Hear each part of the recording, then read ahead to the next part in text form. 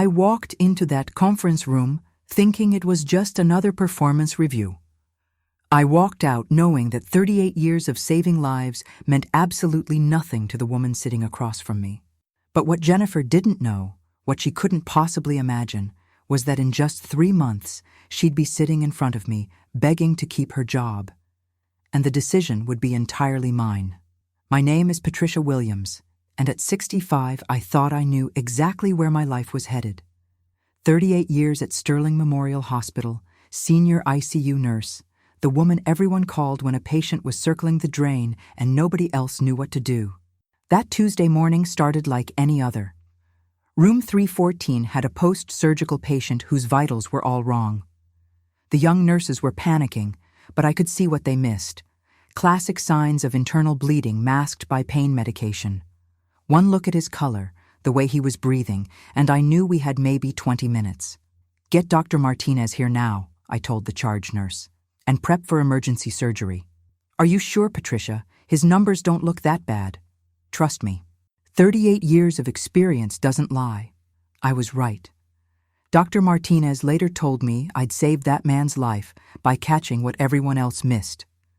Just another Tuesday for me. Just another life saved by what some people were starting to call outdated experience. But that afternoon, everything changed. My supervisor, Jennifer, knocked on the break room door. Jennifer was 34, MBA from Northwestern, been at the hospital for exactly 18 months. She had the kind of confidence that comes from never having held someone's life in your hands at 3 a.m. "Patricia, Mr. Sterling wants to see you in conference room B." The tone was different, colder, more formal than usual. Conference room B smelled like fresh paint and corporate ambition. Jennifer was there, along with Mr. Sterling and someone from HR I didn't recognize. A young woman with a tablet and the kind of smile that never reaches the eyes. "Patricia, you know we have tremendous respect for your years of service here." My stomach dropped. After 38 years, I knew that when administrators started with respect and years of service, you were about to get screwed. "The healthcare industry is changing rapidly," Jennifer continued. "We need to modernize our approach, streamline our operations, and frankly, our patient demographics are shifting toward younger families who prefer to work with healthcare providers they can relate to." I stared at her. "What exactly are you saying?" "Patricia, we're restructuring the nursing department. We need staff who can adapt quickly to new technologies, who understand the digital health platforms our patients are demanding." "I've adapted to every new system you've implemented," I said. "I was the first nurse in this ICU to master the new patient monitoring system. I trained half your staff on the electronic health records." Jennifer leaned forward, and I saw something in her eyes that made my blood run cold. Satisfaction. "Patricia, let's be honest. You're set in your ways. Yesterday's incident with the Martinez patient is a perfect example. You made a diagnosis without consulting the proper protocols, without running it through the diagnostic algorithms we've implemented. That kind of cowboy medicine doesn't work in modern healthcare." "Cowboy medicine?" I couldn't keep the disbelief out of my voice. "I saved that man's life." "You got lucky," Jennifer said flatly. "And luck isn't a sustainable healthcare strategy." The HR woman spoke up, her voice artificially sweet. "Patricia, we're offering you a very generous early retirement package. Full benefits, pension acceleration, and a substantial severance." "I'm 65, I said quietly. "I can't afford to retire. I have a daughter who's struggling financially, 2 grandchildren, and a mortgage." Jennifer's expression didn't change. "Patricia, that's not really the hospital's concern. We have to make decisions based on what's best for patient care and operational efficiency. Maintaining staff who can't keep up with modern medicine is a liability we can't afford." Can't keep up. After 38 years of keeping up with every change, every innovation, every new protocol they'd thrown at me. "The decision has been made," Mr. Sterling said, sliding a manila envelope across the table. "Your termination is effective immediately. Security will escort you to collect your personal items." I stood up slowly. 38 years. I've worked here longer than some of your doctors have been alive. I've saved more lives than you'll ever know. And you're throwing me away like dead weight. Jennifer actually smiled. Patricia, please don't make this harder than it needs to be. The hospital needs fresh energy, not relics from the past. Relics from the past. That's what 38 years of expertise had become. I walked out of that conference room with my head high, but inside, I was shattered. The security guard looked embarrassed as he followed me to my locker. 38 years of my life fit into 2 cardboard boxes. As I pushed through those glass doors into the parking lot, something was building inside me alongside the humiliation and heartbreak. Something that would surprise everyone, especially Jennifer. Determination.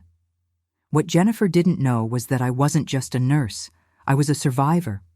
And survivors don't just disappear quietly into the night.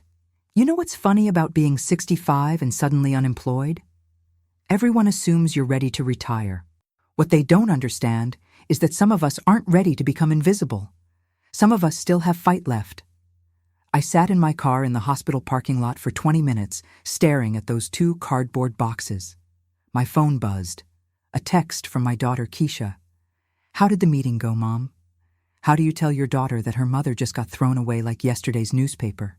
I drove home to my small house in Riverside. At 65, I should have been financially secure. Instead, I was living paycheck to paycheck. Keisha's divorce, her struggle to find steady work, the kids needing things, my mother's care facility bills before she passed last year. That night, I sat at my kitchen table with bills spread out like a losing hand of poker. The severance package was decent, 3 months' salary plus benefits. But I did the math. The money would last maybe 4 months if I was careful. Then what? The next morning, I started the humiliating process of job hunting. On paper, I looked like the ideal candidate. In person, I looked like someone's grandmother. My first interview was at City General Hospital. The nurse manager was younger than my daughter. "Ms. Williams, your experience is certainly extensive, but we're really looking for someone who can grow with our department long-term." "I am looking to grow long-term," I said. She smiled that same artificial smile I'd seen in Conference Room B. "Well, to be honest, our patient population skews younger, and they tend to connect better with nurses closer to their own age." The second interview was worse. The hiring manager actually asked me if I was comfortable with technology and whether I'd be able to keep up with the pace of a busy unit. By the end of the first week, I'd applied to 12 positions. The responses were always the same. "We'll keep your resume on file," or "We're looking for someone with more current experience." Current experience. I had 38 years of experience, but apparently it wasn't current enough. I drove home that day wondering if I'd become invisible, not just unemployed, irrelevant, but then something happened that changed everything. I'd been unemployed for 3 weeks when my neighbor, Mrs. Rodriguez, knocked on my door at 7 in the morning with tears in her eyes. "Patricia, honey, I'm so sorry to bother you, but I don't know what else to do. It's my mother. She's very sick and I don't know how to help her." Maria Rodriguez lived 2 houses down. We'd been neighbors for 8 years, but we'd never been close. "What's wrong with your mother, Maria?" "She has diabetes. For many years, but lately she's been confused. Falling down. Yesterday she didn't recognize me. The doctor says it's just old age, but I know it's something more. The home health nurse they sent is very young, very nice, but she doesn't understand. She just gives the insulin and leaves." I knew exactly what Maria was describing. Diabetes in elderly patients wasn't just about blood sugar. It required someone who understood the whole picture, not just the textbook version. "Maria, I'm a nurse, was a nurse. Would you like me to take a look at your mother?" The relief in her eyes was immediate. "Would you? I can pay you. I don't have much, but let's just see what's going on first." Maria's mother, Elena, was 83 years old and living in the converted garage behind Maria's house. I could see the problems immediately. Medication bottles everywhere, some empty, some full, no clear organization. A blood glucose monitor that looked like it hadn't been calibrated in months. And Elena herself, thin, pale, with the kind of confusion that comes from blood sugar swings. I spent the next 2 hours doing what I'd done thousands of times before, a complete assessment. What I found made me angry. Elena was on 6 different medications, and nobody had checked for interactions in 2 months. Her blood sugar monitor was giving readings that were off by 30 points. She was dehydrated, over-medicated, and showing signs of early kidney problems. "This isn't just old age," I told Maria. "Your mother has medication toxicity. Her insulin dosage is too high for her current weight. Her blood pressure medication is interacting with her diabetes drugs, and she's not getting enough fluids." I spent the rest of the morning reorganizing Elena's medications, teaching Maria how to properly use the glucose monitor and creating a care plan that would actually work. "How much do I owe you?" Maria asked. I thought about my empty bank account, my mounting bills. But then I looked at Elena, who was already more alert than she'd been when I arrived. $25 an hour. I was here for 3 hours. It was less than half what I'd made at the hospital, but it was something. More importantly, it was the first time in weeks that I'd felt useful. "Patricia, you saved my mother's life," Maria said, pressing the $75 into my hands. "The other nurse, she's very sweet, but she doesn't see what you see." That afternoon, Elena was more alert than she'd been in weeks. Her blood sugar was stable, her confusion was clearing. "You have a gift," Maria told me. "This is what you should be doing."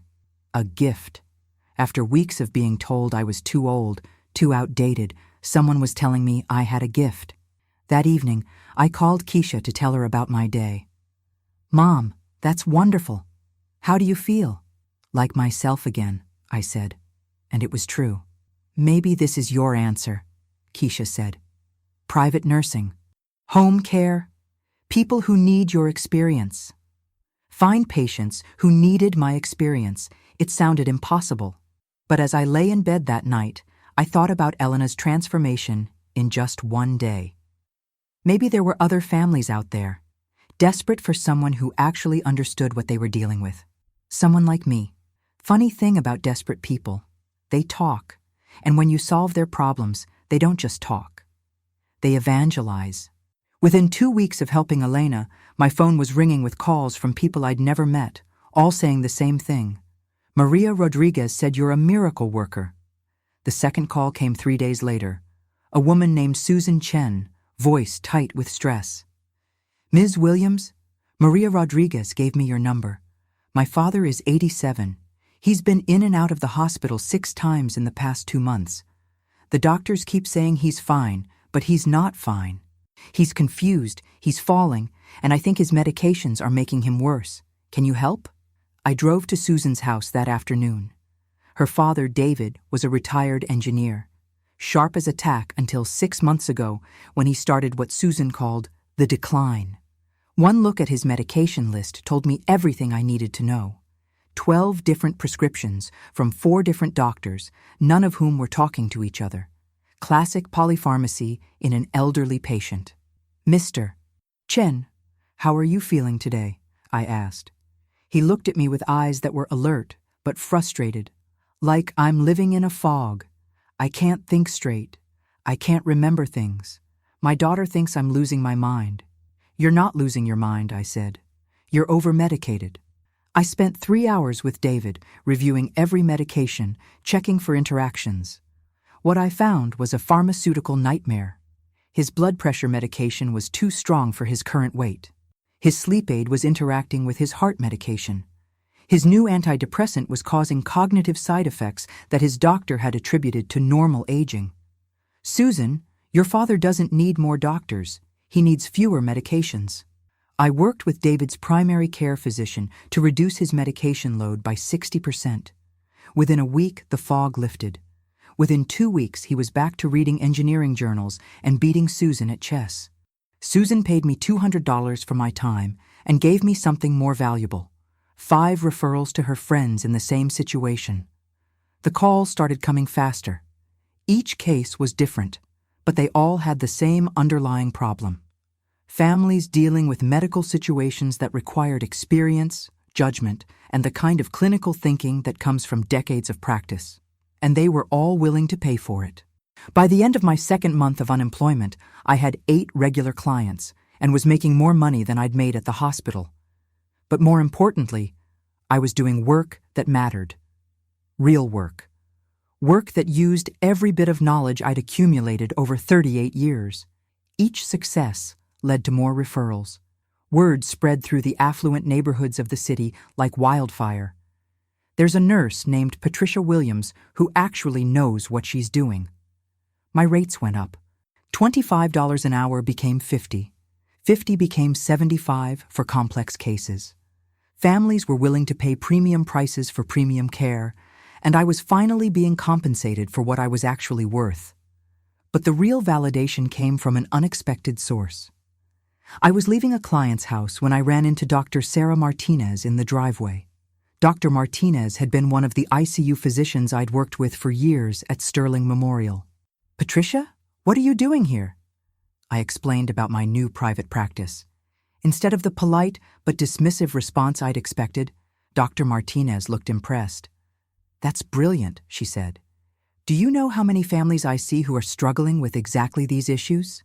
Patricia, would you be interested in taking on some referrals from me? I have patients who need exactly what you're providing." Dr. Martinez became my first physician referral source. Within a month, she was sending me 2 or 3 cases a week. Other doctors started calling. Word was spreading through the medical community as well as the patient community. The woman who'd been deemed too old for modern healthcare was suddenly in demand by the very doctors who worked in that system. I hired an answering service. I bought a new car.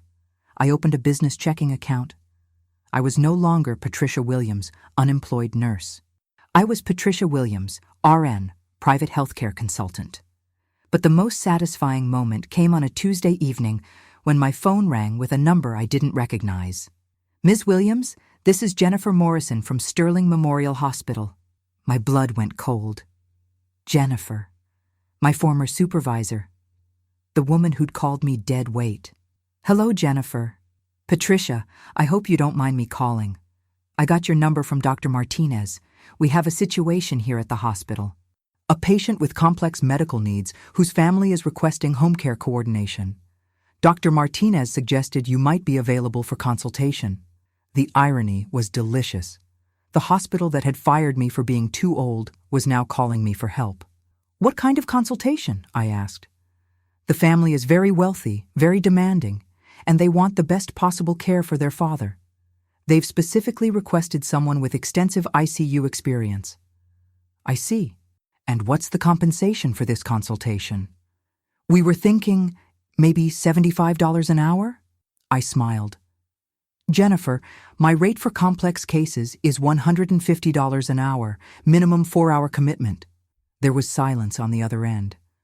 "That's quite expensive, Patricia. It's the cost of experience, Jennifer, the kind you can't get from recent graduates." She agreed to my terms. As I hung up the phone, I realized something had shifted. I wasn't just surviving anymore. I was thriving. The woman who'd been discarded as obsolete was now being courted by the very institution that had rejected her.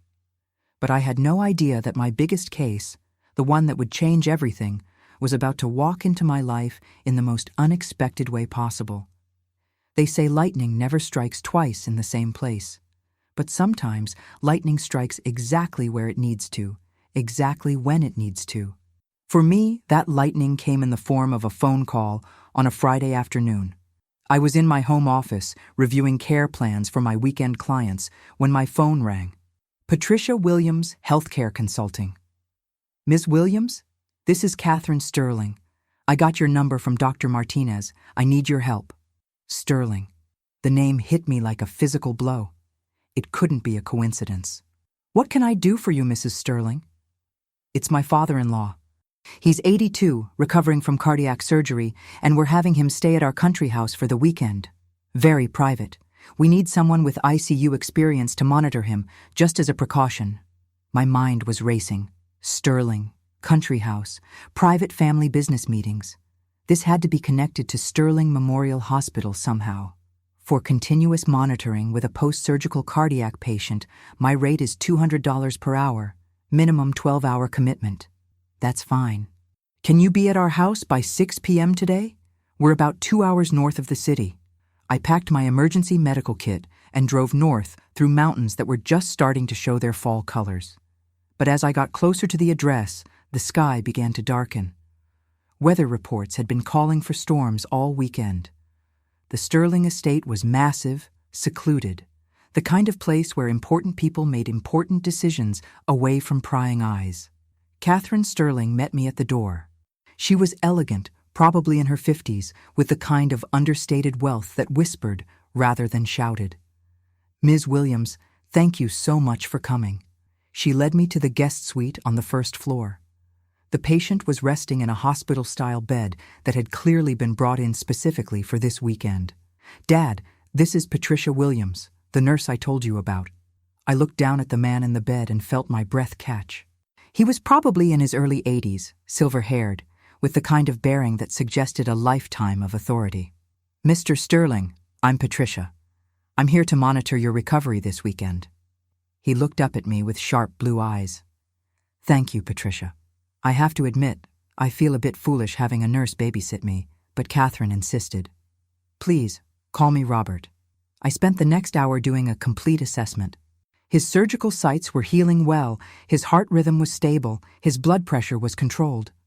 For a man 3 weeks out from major cardiac surgery, he was doing remarkably well. "Everything looks good, Robert. Your recovery is progressing exactly as it should." It's reassuring to have someone with real experience keeping an eye on things. Real experience, if only he knew. I set up my monitoring equipment and established a routine. The family gathering was exactly what I'd expected. Well-dressed people having intense, quiet conversations about things that probably moved markets and changed lives. I stayed in the background, professional and invisible. But as the evening progressed, the weather outside was getting worse. What had started as light rain was becoming a serious storm. Around 10 p.m., the power flickered. "Just a brief outage," Catherine assured me. "We have generators." But the generators didn't kick in, and the power didn't come back on.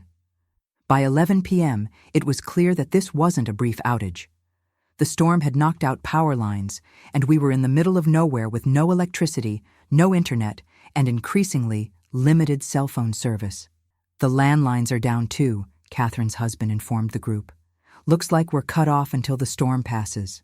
Cut off. In a house with an elderly cardiac patient, 2 hours from the nearest hospital, with a storm that was getting worse by the hour. That's when everything went wrong. I was checking on Robert at midnight when I noticed something that made my blood run cold. His color was off, just slightly, but after 38 years of watching cardiac patients, I knew the signs. "Robert, how are you feeling?" "A bit odd," he said. "Chest feels tight. Probably just the storm making me nervous." I checked his blood pressure. Elevated. Heart rate climbing. EKG showing changes that weren't there 2 hours ago. "Robert, I need you to stay calm, but I think you're having some cardiac complications." That's when the real crisis began. We were in the middle of a storm, in the middle of nowhere, with no power, no communication, and a patient who was showing signs of a heart attack. And I was the only thing standing between Robert Sterling and disaster. Robert's condition was deteriorating rapidly. His blood pressure was climbing, his heart rate was becoming irregular, and the EKG changes were getting more pronounced. His monitor showed ST elevation in leads 2, 3, and AVF, classic inferior wall myocardial infarction. Without a cardiac catheterization lab, without thrombolytics, I had maybe 30 minutes before irreversible damage occurred. In a hospital, this would be a code blue. Full team response, crash cart, immediate intervention. Here, it was just me, a portable medical kit, and 38 years of experience. "Catherine," I called out, trying to keep my voice calm but urgent. "I need you in here now." She appeared in the doorway, took one look at her father-in-law, and went pale. "What's happening?" "He's having a heart attack. We need to get him to a hospital immediately." "The roads are washed out," her husband said from behind her. "Even if we could get cell service to call an ambulance, they couldn't get here. No hospital, no backup, no help coming." I looked down at Robert, who was now clearly in distress, sweating, short of breath, clutching his chest.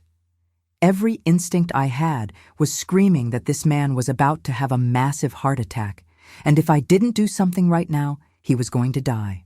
Robert, I need you to listen to me very carefully. You're having a heart attack, but I'm going to take care of you. Do you trust me? He nodded, his eyes locked on mine. In those eyes, I saw something I'd seen thousands of times before. Complete faith in my ability to save his life. I started with the basics. Aspirin 300 mg to thin his blood. Nitroglycerin 0.4 milliliters sublingual to open his coronary arteries. Oxygen from my portable tank at 4 liters per minute. But his condition continued to worsen. Patricia, what can we do? Catherine was trying to stay calm, but I could hear the panic in her voice. Get me every flashlight in the house. I need light. The family mobilized like a military unit. Within minutes, I had a dozen flashlights creating a makeshift operating theater in the guest suite. Robert's heart rhythm was becoming dangerously irregular. Atrial fibrillation with rapid ventricular response, heart rate climbing to 180. In a hospital, this would be the moment when we'd consider emergency cardioversion, essentially shocking his heart back into normal rhythm. But I didn't have a defibrillator. What I did have was knowledge. I knew that sometimes, in cases like this, the right medication combination could achieve what electricity could do. It was risky, it required precise timing, and it was the kind of clinical judgment that came from decades of experience. Robert, I'm going to give you some medications that might make you feel worse before you feel better. But I need you to trust me. I administered a carefully calculated dose of metoprolol, 5 mg IV push, followed by diltiazem 0. 25 mg IV, medications that would either stabilize his heart rhythm or potentially make things much worse. It was a calculated risk based on his specific presentation, his surgical history, and my assessment of his overall condition. Everything I'd learned in 38 years came down to this moment. For 10 minutes, nothing happened. His condition continued to deteriorate. Then, slowly, his heart rate began to stabilize. The irregular rhythm smoothed out. His blood pressure started to come down. Patricia, his color is better, Catherine observed. She was right. The grayish pallor was fading, replaced by a more normal skin tone. His breathing was becoming less labored. I continued monitoring him throughout the night, adjusting medications, watching for any sign that his condition was changing. The storm raged outside, but inside that guest suite, I was fighting a different kind of battle. By 4 a.m., Robert was stable. Not out of danger, but stable. By 6 a.m., his EKG was showing significant improvement. By 8 a.m., when the storm finally passed and power was restored, Robert Sterling was sitting up in bed, asking for coffee. Patricia, he said, his voice stronger than it had been all night. I don't know what you did, but you saved my life. I just did my job, I said, but we both knew it was more than that. The roads were still flooded, but cell service was back. Catherine immediately called Robert's cardiologist, who wanted him transported to the hospital for evaluation. When the ambulance finally arrived, Robert's condition was stable enough that it was a routine transport rather than an emergency run. As the paramedics were preparing to leave, Robert grabbed my hand. Patricia, I want you to know that what you did last night, that was extraordinary. You didn't just save my life, you gave me back my future. Just take care of yourself, Robert. Follow your doctor's orders. He smiled. I will. And Patricia, I'd like to stay in touch. I have a feeling our paths will cross again. As I watched the ambulance disappear down the mountain road, I felt the familiar satisfaction that came from a job well done. Another life saved. Another family kept whole. But what I didn't know, what I couldn't possibly have known, was that the man whose life I just saved was about to discover something that would change both our lives forever. I didn't hear from Robert Sterling for 3 days after the mountain rescue. I assumed he was recovering in the hospital, probably being fussed over by a team of cardiologists. I was wrong. On Wednesday afternoon, I was reviewing care plans for my regular clients when my phone rang. Patricia, this is Robert Sterling. How are you? Robert, I'm fine. More importantly, how are you? I was discharged yesterday. Clean bill of health, thanks to you. Patricia, I was wondering if you might have time to meet for coffee this afternoon. There's something I'd like to discuss with you. Something in his tone made me curious. This wasn't a social call. Of course. Where would you like to meet? There's a cafe called Riverside Grounds on 5th Street. Do you know it? I knew it well. It was 2 blocks from Sterling Memorial Hospital. We met at 3 o'clock. Robert was already there when I arrived, sitting at a corner table. He looked remarkably well for a man who'd nearly died 3 days earlier. Patricia, thank you for coming. I ordered coffee and studied his face. There was something different about his expression. More serious, almost troubled. Robert, you look like a man with something on his mind. He smiled, but it didn't reach his eyes. You could say that.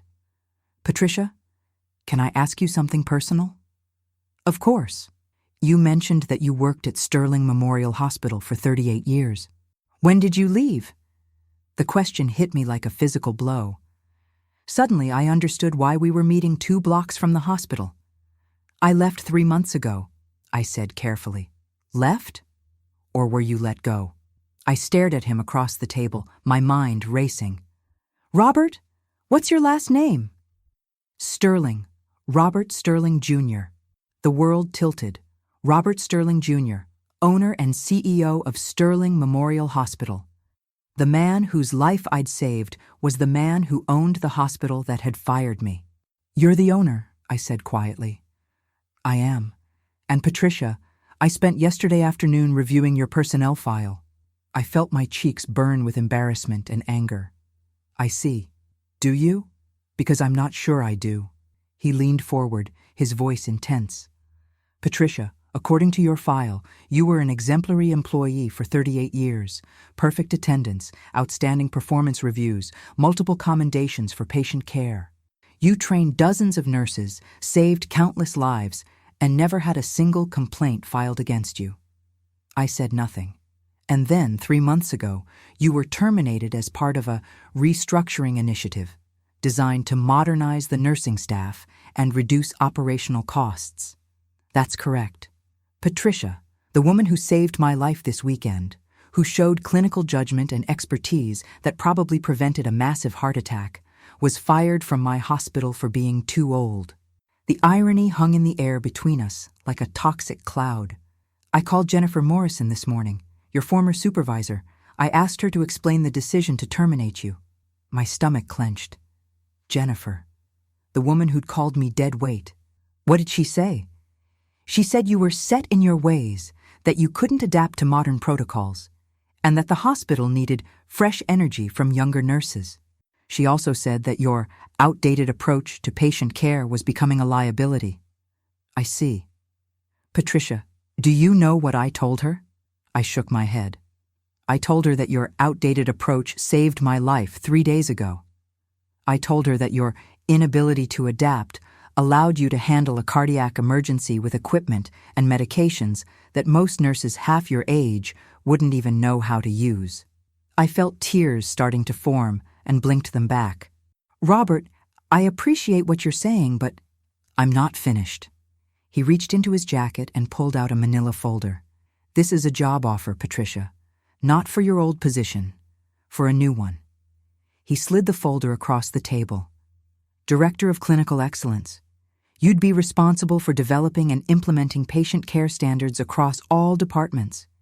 You'd have authority over nursing protocols, staff training, and quality assurance. You'd report directly to me. I opened the folder with trembling hands. The salary figure made me gasp. This is 10 times what I was making before. It's what your experience is worth, Patricia. What it should have been worth all along. I looked up at him, hardly believing what I was hearing. Robert, why are you doing this? Because 3 days ago, I learned the difference between the cost of healthcare and the value of healthcare. Because I realized that my hospital fired the best nurse we had and called it progress. And because I want to make sure that never happens again. What about Jennifer? She's my former supervisor. This would make me her boss. Robert's expression hardened. Jennifer Morrison is going to have some explaining to do. The decision to terminate you was made without my knowledge or approval. If I'd known what was happening, it never would have occurred. And now? Now, Jennifer works for you. If she has a problem with that, she's welcome to find employment elsewhere. I stared down at the job offer, my mind reeling. 3 months ago, I'd been escorted out of Sterling Memorial Hospital like a criminal. Now, I was being offered a position that would make me one of the most senior administrators in the building. I don't need time, I said, looking up at him. I accept. Robert smiled, the first genuine smile I'd seen from him since we sat down. Excellent. When can you start? When do you want me to start? Monday morning, 9 a.m. I'll introduce you to the senior staff personally. As we shook hands across the table, I felt something I hadn't felt in months. Vindication. Not just employment, but recognition. Not just a job, but justice.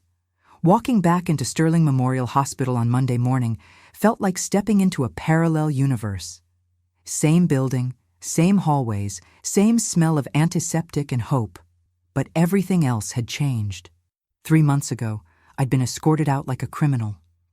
Today, I was walking in as the boss. The executive conference room. I'd never been in the executive conference room in 38 years of working here. Robert was waiting for me, along with 3 other people I recognized.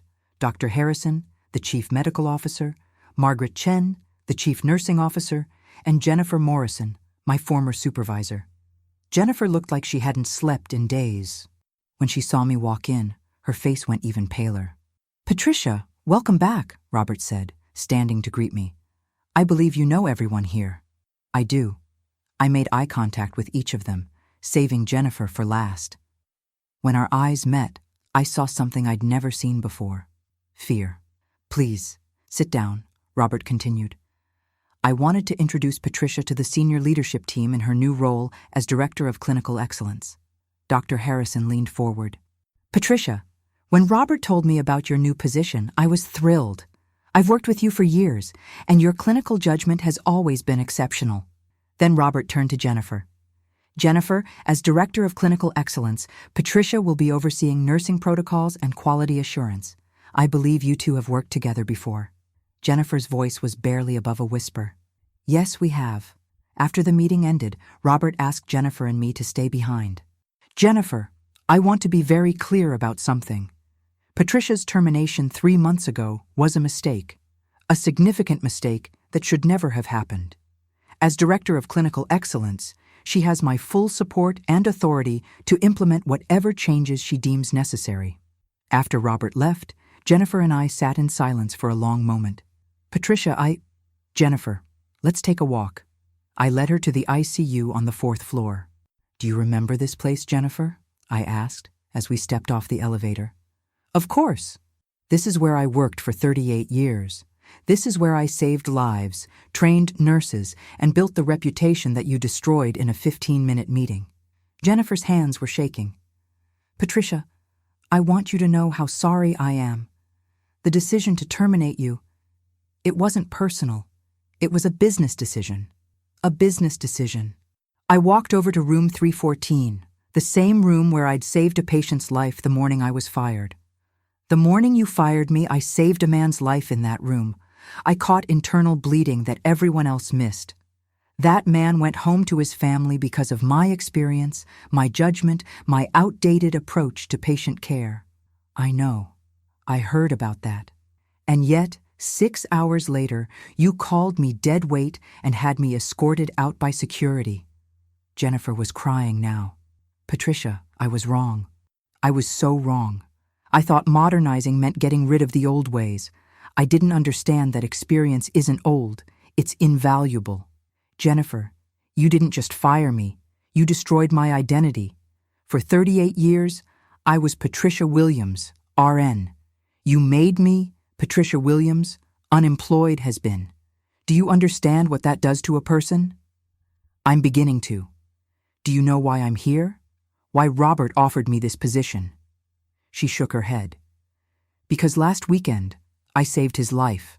In the middle of a storm, with no power, no backup, no hospital to transfer him to, just me, my experience, and the knowledge that you can't learn from textbooks."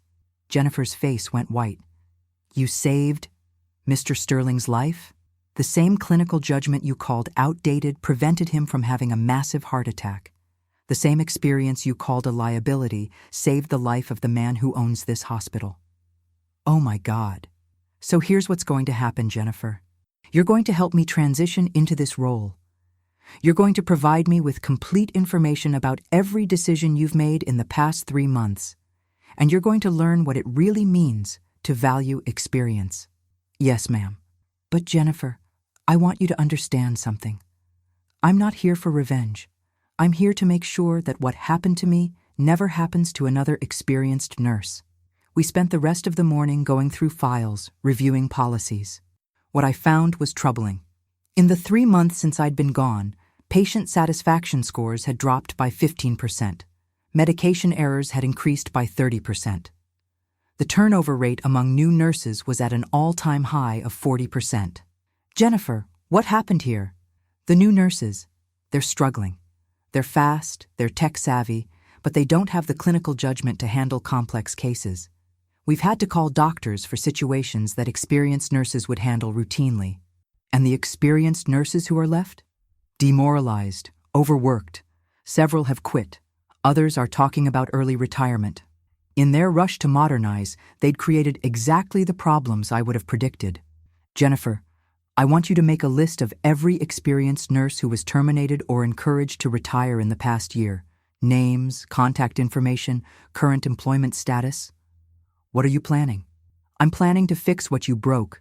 That afternoon, I met with Robert to discuss my findings. The situation is worse than I thought, I told him.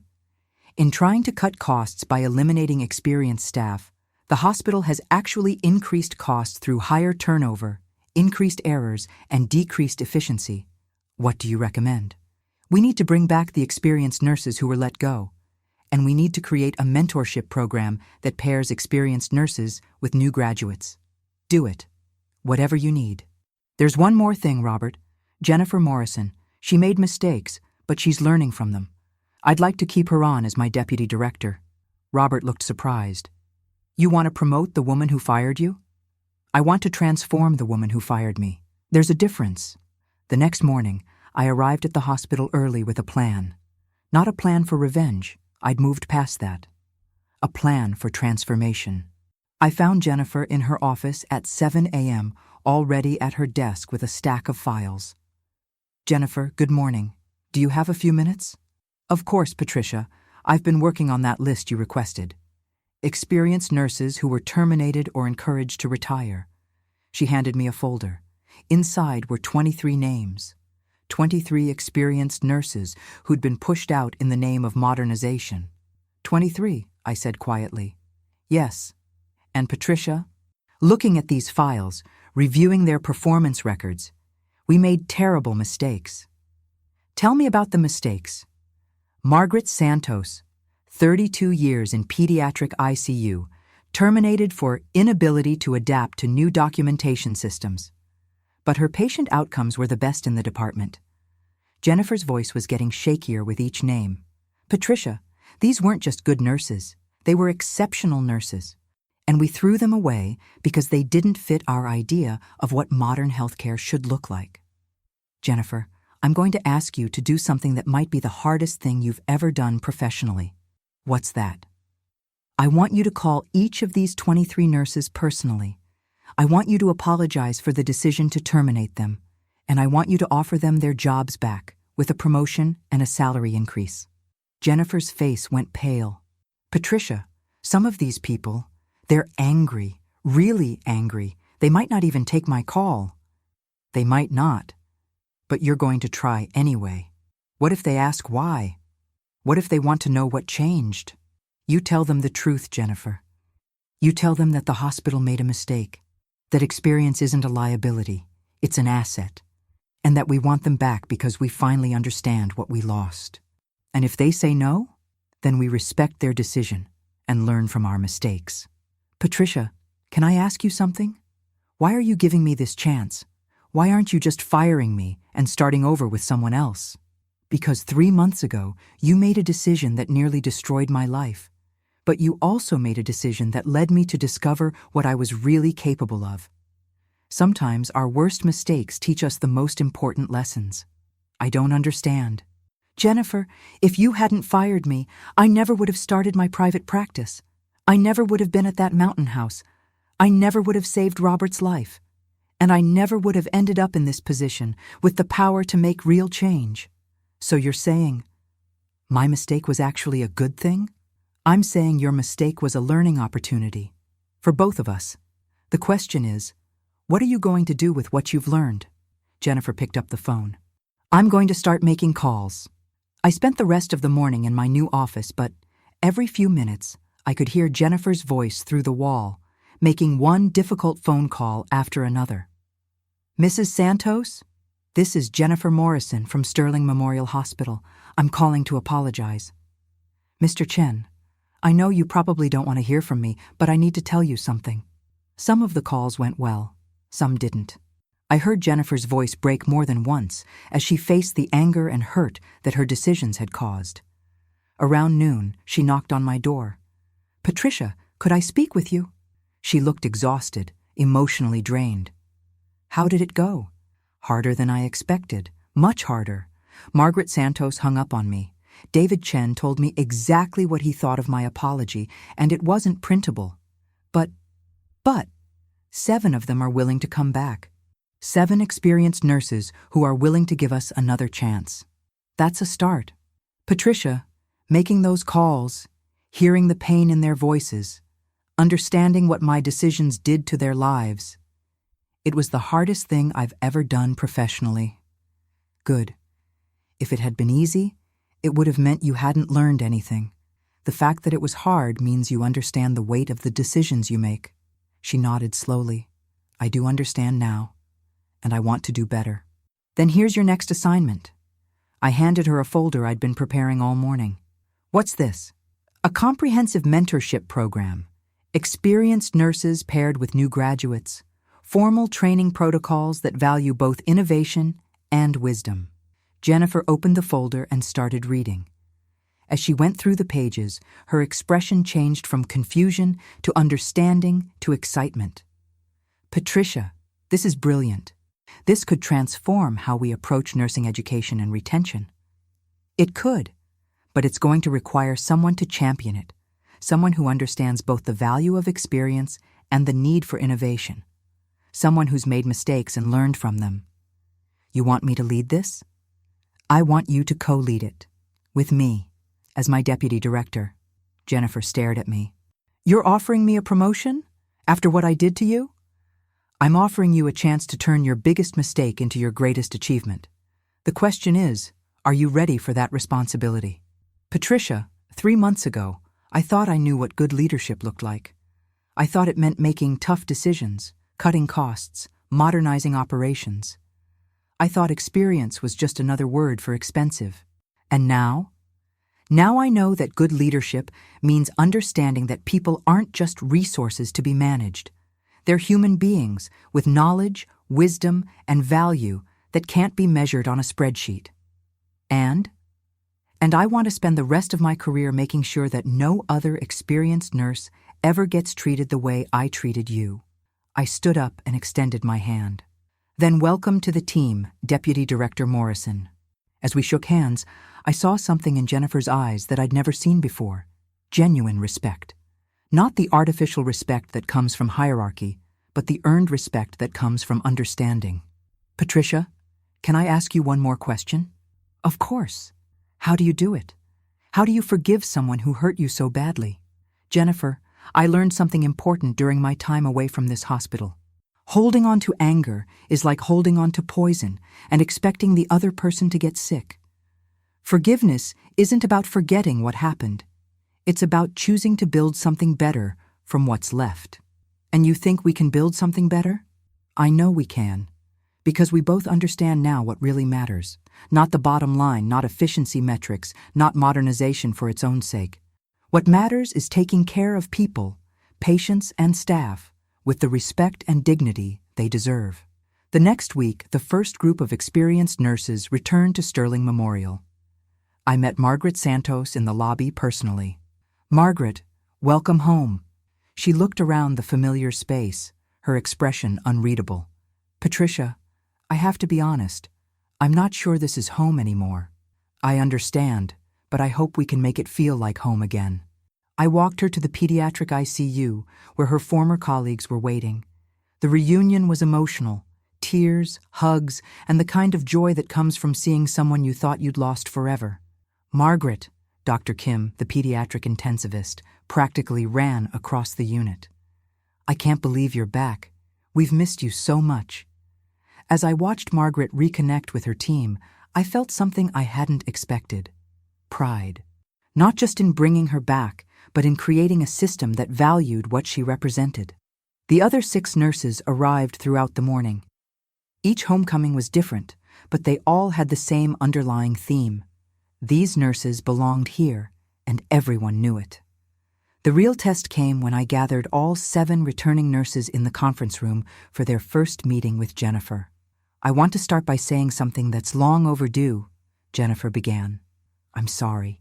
Not just professionally sorry, but personally sorry for the pain my decisions caused you and your families. The room was silent. When I made the decision to terminate your positions, I thought I was modernizing the hospital. I thought experience was just another word for expensive. I was wrong, completely, devastatingly wrong. Margaret Santos spoke first. Jennifer, why should we believe that anything has really changed? Because I've seen what happens when you remove experience from healthcare. Patient outcomes suffer. New nurses struggle without mentors. The entire system becomes less effective, not more. What's different now? Asked David Chen, the emergency medicine veteran. Jennifer looked at me, then back at the group. Patricia is different. She's not just back as a nurse. She's back as Director of Clinical Excellence, with authority over all nursing protocols and quality standards. And I'm working for her now, not the other way around. The irony wasn't lost on anyone in the room. More importantly, Jennifer continued, we're implementing a comprehensive mentorship program that pairs experienced nurses with new graduates. Your knowledge, your wisdom, your clinical judgment, that's going to be the foundation of nursing education at Sterling Memorial going forward. The meeting lasted another hour, but the real breakthrough came at the end, when Margaret Santos stood up to leave. Jennifer, she said, I want you to know that this isn't easy for me. Coming back here, working with you again. But I'm willing to try because I believe in what Patricia is building here. Thank you, Margaret. I won't let you down again. See that you don't. That afternoon, I made rounds through the hospital, checking on how the returning nurses were settling in. What I saw exceeded my expectations. In the pediatric ICU, Margaret Santos was already working with 2 new graduates, showing them how to read the subtle signs that indicated a child was in distress. In the emergency department, David Chen was teaching a young nurse how to prioritize patients based on clinical presentation rather than just triage protocols. These weren't just nurses returning to work. These were master craftspeople sharing their knowledge with apprentices eager to learn. At 5 p.m., Robert stopped by my office. Patricia, I've been getting reports all day about the returning nurses.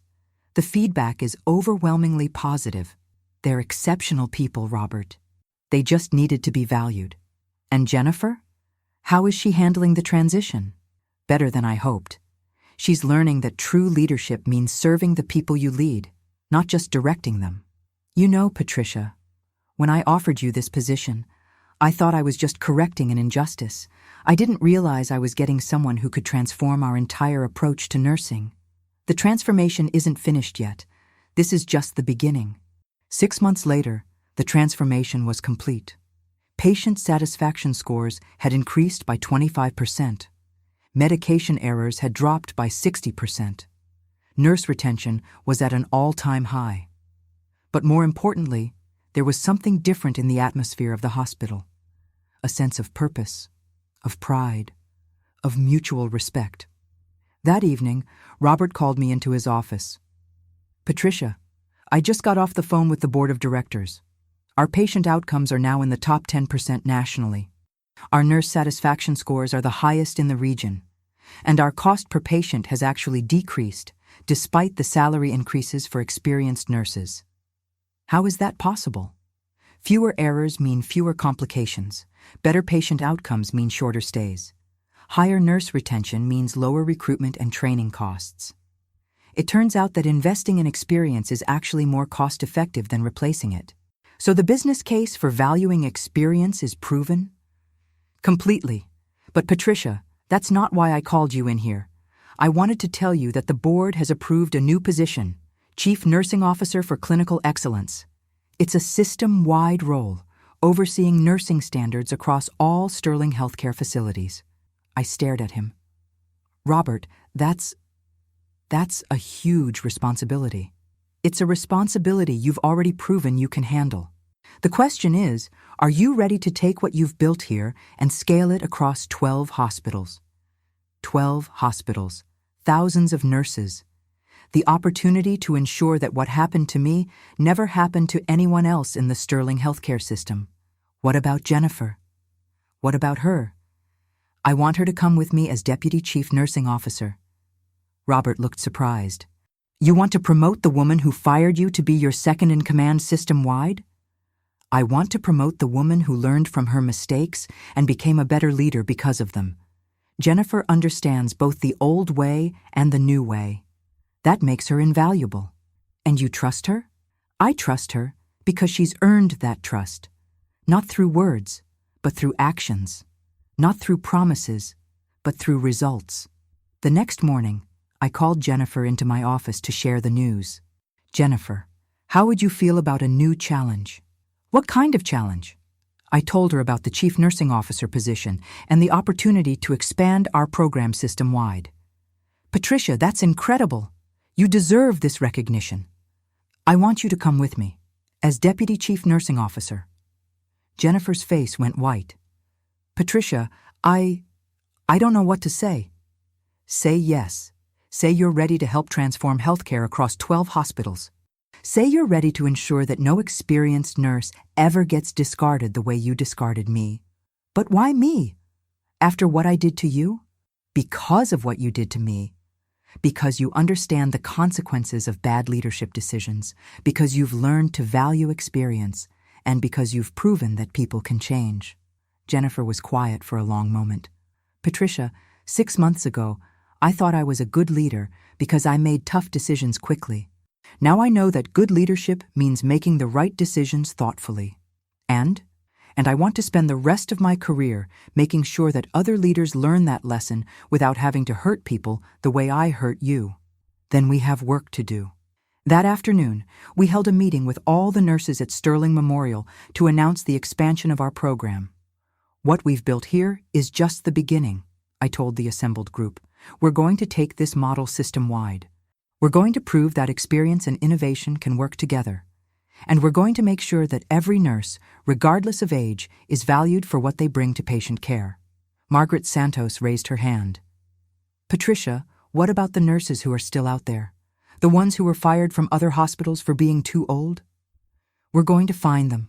We're going to bring them back. And we're going to show the healthcare industry that wisdom isn't a liability. It's the most valuable asset we have. As the meeting ended, I felt something I hadn't felt in years. Complete professional satisfaction. Not just because I'd succeeded, but because I'd succeeded in a way that lifted others up. Jennifer approached me as the room was clearing. Patricia, I have something for you. She handed me a framed photograph. It was a picture of our first group of returning nurses on their first day back, standing together in the hospital lobby. I wanted you to have this as a reminder of what's possible when people are willing to change. I looked at the photograph, seeing not just 7 nurses, but 7 lives restored, 7 careers rebuilt, 7 examples of what happens when experience is valued. Thank you, Jennifer. But you know what the best part of this picture is? What's that? It's not the ending of a story. It's the beginning of one. 1 year later, I was featured on the cover of Healthcare Leadership magazine as the nurse who revolutionized patient care. But the real measure of success wasn't the magazine covers or the speaking engagements. It was the phone call I received on a Tuesday morning.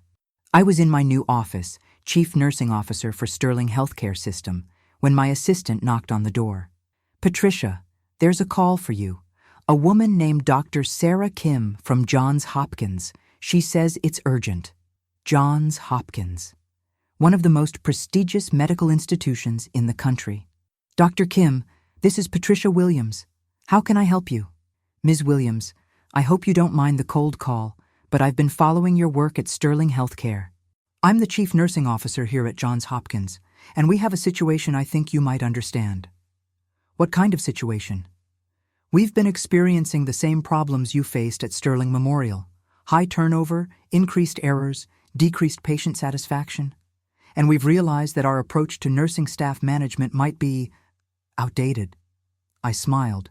By outdated, you mean you've been pushing out experienced nurses in favor of younger, cheaper staff? Exactly. And now we're paying the price.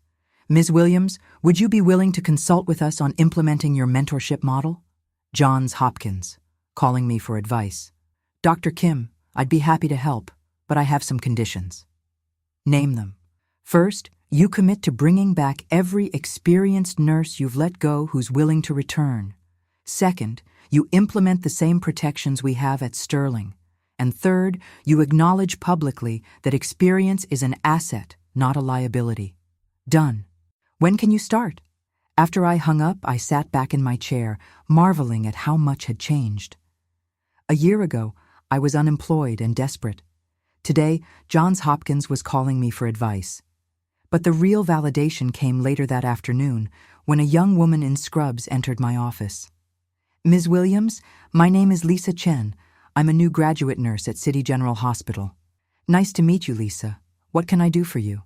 I heard about your mentorship program, about how you value experienced nurses. And I wanted to ask, would you consider hiring me? Lisa, you said you work at City General. Why would you want to leave? Because they don't have mentors there. They expect new graduates to figure everything out on our own. I've been a nurse for 6 months, and I feel like I'm drowning. I want to learn from nurses who actually know what they're doing. This was happening more and more.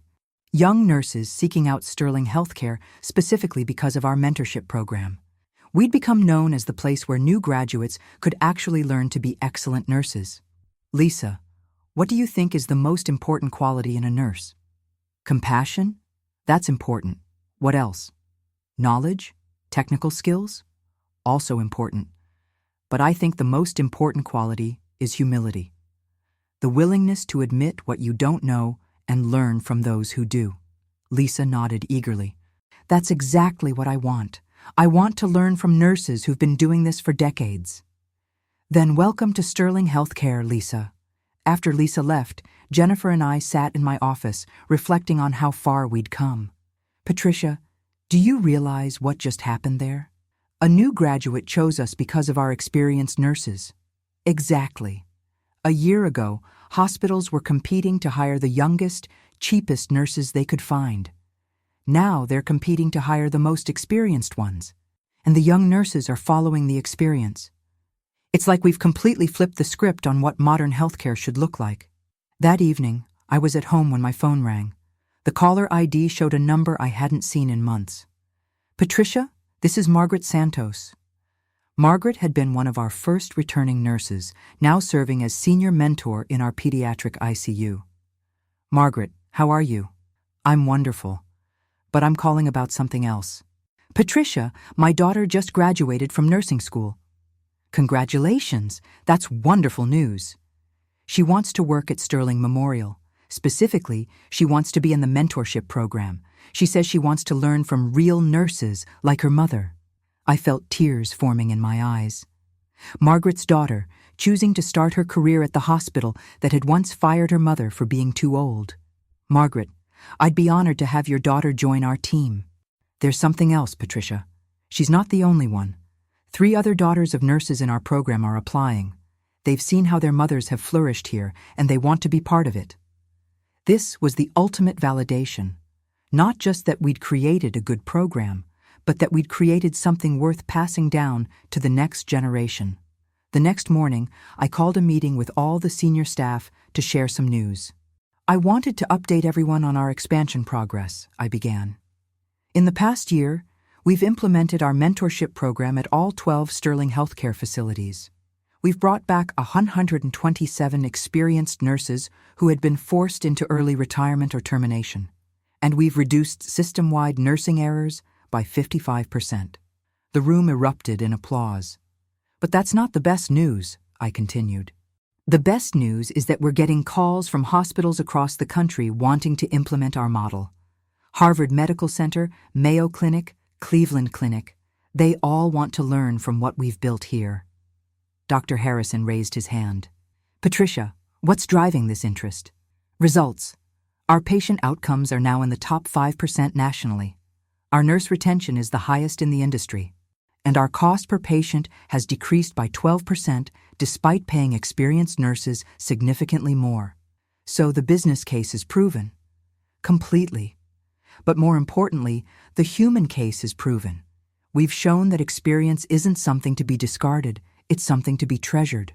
After the meeting, Robert pulled me aside. Patricia, I have something to tell you. The American Hospital Association wants to give you their Lifetime Achievement Award for Innovation in Nursing. Robert, I'm only 66. Isn't that award usually for people at the end of their careers? Usually. But they said what you've accomplished in 1 year has had more impact on nursing than most people achieve in an entire career. That afternoon, I was in the ICU observing one of our mentorship sessions. James Thompson was working with 3 new graduates, teaching them how to assess a complex cardiac patient. Mr. Thompson, one of them asked, how do you know just by looking at a patient that something's wrong? 30 years of watching patients, James replied. You learn to see patterns, to trust your instincts, but more importantly, you learn that every patient is teaching you something new.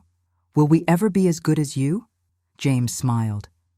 You'll be better, because you're learning not just from your own experience, but from mine. And someday, you'll teach the next generation, and they'll be better than both of us. This was the legacy we were building. Not just better patient care, but a culture of continuous learning and mutual respect. That evening, I called Keisha to share the news about the award. Mom, I'm so proud of you, from being fired to winning a Lifetime Achievement Award in 1 year. It's not about the award, baby. It's about what the award represents. What's that? Proof that experience matters. Proof that wisdom has value. Proof that you're never too old to make a difference. And Jennifer? How is she handling all this success? I smiled. Jennifer is thriving. She's become one of the best leaders I've ever worked with.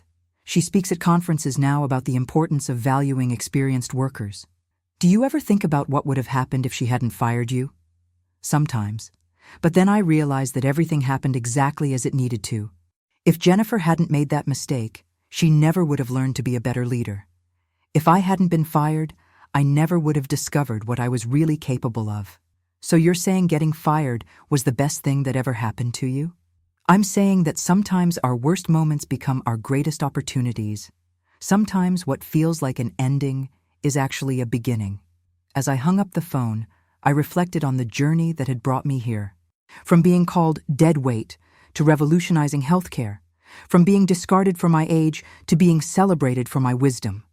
But the real success wasn't the awards or the recognition. It was the knowledge that no experienced nurse would ever again have to face what I had faced. It was the certainty that wisdom would be valued, that experience would be treasured, and that age would be seen as an asset, not a liability. Tomorrow, I would continue the work. There were more hospitals to transform, more experienced workers to bring back, more young professionals to mentor. But tonight, I was simply Patricia Williams, RN, 66 years old, and just getting started. They say that the best revenge is living well. But I learned something better. The best revenge is living in a way that makes the world better for everyone who comes after you. I was fired for being too old, but I came back to prove that experience isn't something you lose with age. It's something you gain. And that wisdom, once shared, becomes immortal. 5 years later, I'm sitting in my office at the Patricia Williams Institute for Healthcare Excellence. Yes, they named it after me. Reading a letter that proves sometimes the smallest actions create the biggest changes. The letter was from a young nurse named Amanda Rodriguez, working at a hospital in Seattle. Dear Ms. Williams, you don't know me, but you changed my life. I'm a new graduate nurse, and my mentor is a 68-year-old woman named Carol Peterson, who was brought back to our hospital after being forced into early retirement. Carol tells me that our mentorship program was modeled after yours, and that experienced nurses across the country have you to thank for proving their worth. Because of what you started, I'm learning from someone with 40 years of experience instead of struggling alone. Because of what you built, Carol has a purpose instead of a rocking chair. Thank you for showing the world that wisdom doesn't have an expiration date. I set the letter down and smiled. The ripple effect continues. Across the country, experienced nurses are being valued instead of discarded. Young nurses are learning from masters instead of struggling alone. And healthcare is better because we finally understand that experience isn't a liability. It's our greatest asset. They called me dead weight. But dead weight doesn't save lives, transform systems, or change the world. I did all three. And I'm not done yet. If you've ever felt discarded because of your age, if you've ever been told your experience doesn't matter, I want you to know something. They're wrong. Your wisdom has value. Your knowledge matters. And it's never too late to prove them wrong. I'd love to hear your stories in the comments below. Have you ever been underestimated because of your age? Have you learned from an experienced mentor who changed your life? Share your experiences. This community celebrates wisdom at every stage of life. And if this story gave you hope, if it reminded you that experience is power, please share it with someone who needs to hear this message.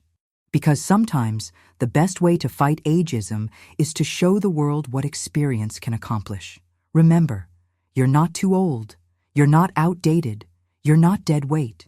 You're exactly what the world needs.